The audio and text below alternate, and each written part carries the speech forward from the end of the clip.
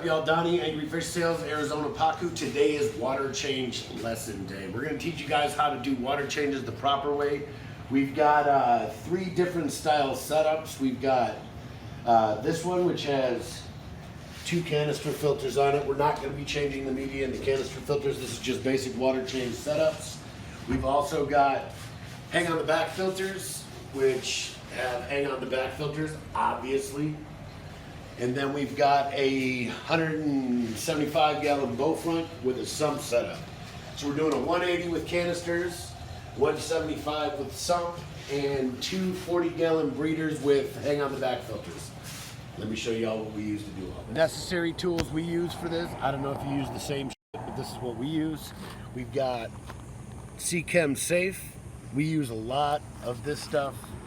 And we have a lot of tanks, probably about 40 in total, and then 2 pools. So, example, this is super concentrated compared to Chem Prime.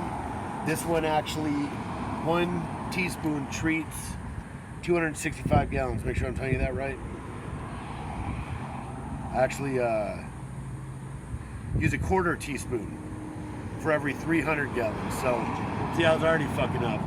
1/4 teaspoon, 300 gallons. This shit's the bomb, just so you know. Next up in our list of tools to do water changes, Python siphon. I think I paid like $17 for this guy at my local pet store. $17, not that much. If you can't afford $17, maybe you should find a new hobby because fish keeping is expensive. Next up we've got the Python adapter. Now some people hook this shit to their sink. I don't do that because what's the point? You know what I mean? I'd rather have this blowing out in the street than in my sink because there's a chance of it could overflow or whatever, because it's happened to me when I was a noob, just starting out doing this. We all got to start somewhere. We're all starting as noobs, but I've been doing this for a while now, and this is the way to go.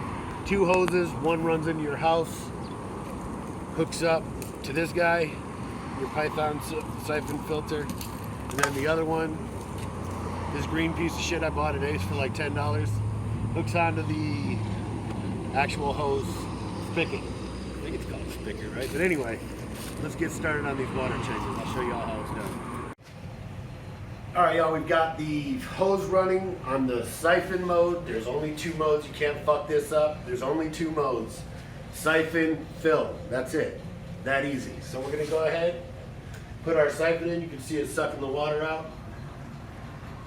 And then you're gonna basically just skim over the top of the sand. You don't want to suck up all your sand because that shit's expensive. You're siphoning the top of the sand, like so. I usually go through, siphon all the crap off the top of the sand. You can see all that shit floating up into the siphon there. Fish are filthy. It's just what it is. Fish are disgusting creatures, but we love them anyway, which is what it is.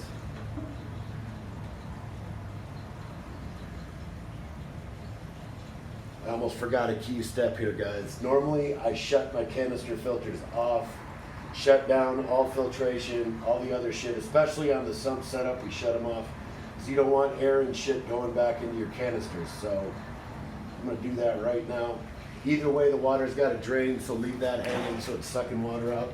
I normally do 50%. Shut the power strip off on that guy. We got 50% changes we're doing, so suck this stuff up. Marijuana was trying to make out with me. You see this guy? He's getting frisky. Got my son over there knocking shit over.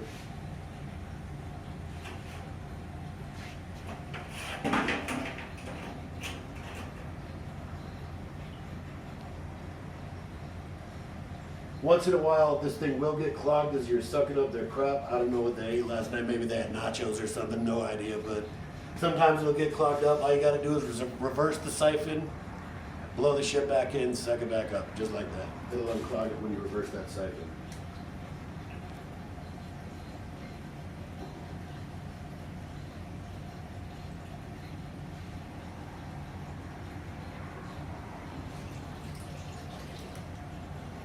I think it's inevitable that you will lose a little bit of sand when you're doing a water change.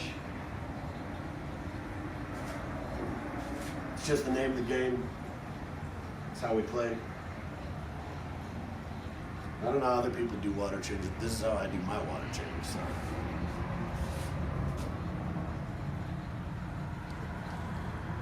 Pick up after your sloppy ass arowana. They are sloppy. They eat and spit shit out of their gills and get it all over the tank. 10% think they that you feed them.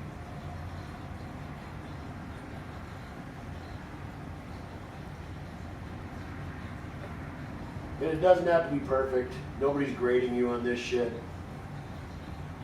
Kind of just doing it. Keep your fish alive, you know, keep them healthy.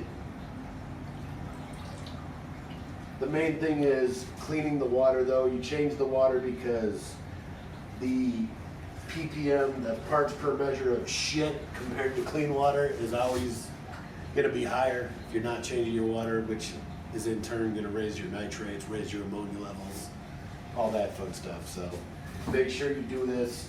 I do it weekly. Some people can get away with every 2 weeks, but I'm a fish keeper. I definitely have a serious bio load in all my tanks. They're not loaded, but they're damn near loaded. So it's got to make sure you're keeping up on your water changes. I don't give a shit what people say. If they don't have a planted tank, do a fucking water change. Don't be an asshole. Your fish need water changes. That's just what it is. Don't listen to all these jackasses that tell you different. Oh, but I have overfiltration and I have this, I have that. Who gives a flying frog's fat fucking ass? Because you got to do your water changes. Do it.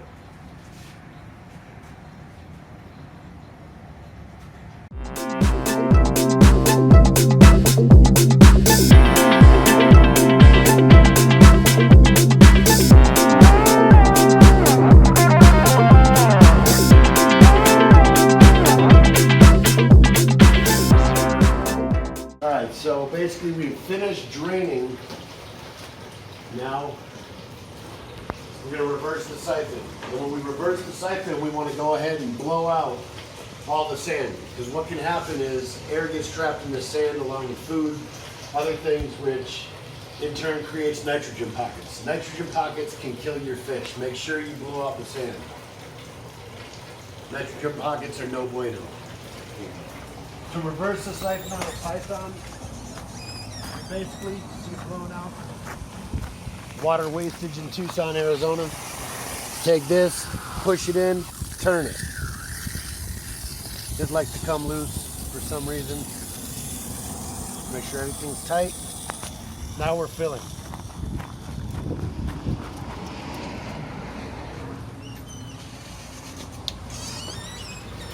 You want to run through as you're filling and put the siphon down in the sand, push it around, blow it around, see all the air coming out. That's what you don't want in your tank.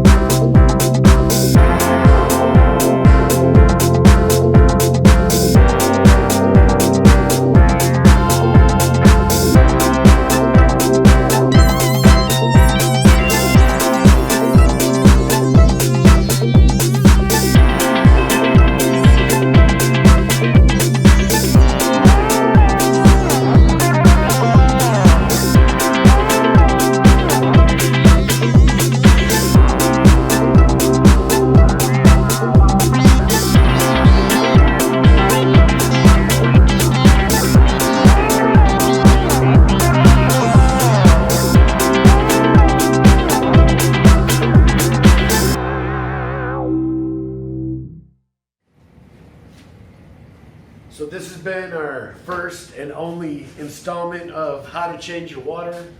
I know that I know in Tucson we have good water year round. I've never had an issue with the water coming out of the tap. I've tested it. It reached 7.4 on pH. My temp all year round stays at 78. A lot of people in Arizona that get up to 90 to 100 degrees coming out of the tap on cold. So check your temps. If you got to cool your water before you do your water changes, pump it out of a 55-gallon drum or something like that, whatever you got to do. Do your due diligence. Be a good fish keeper. And I guess from what Miss Pam was just telling me is that they're having a lot of, like in the summertime, they jack the chlorine levels up on the tap water, so they're having huge chlorine spikes. Make sure you do your due diligence. Check everything. Check your water. Check all your parameters. Make sure your fish are happy and healthy. There's no excuse for you to own fish and not do what I just did. None. I change about 10,000 gallons weekly.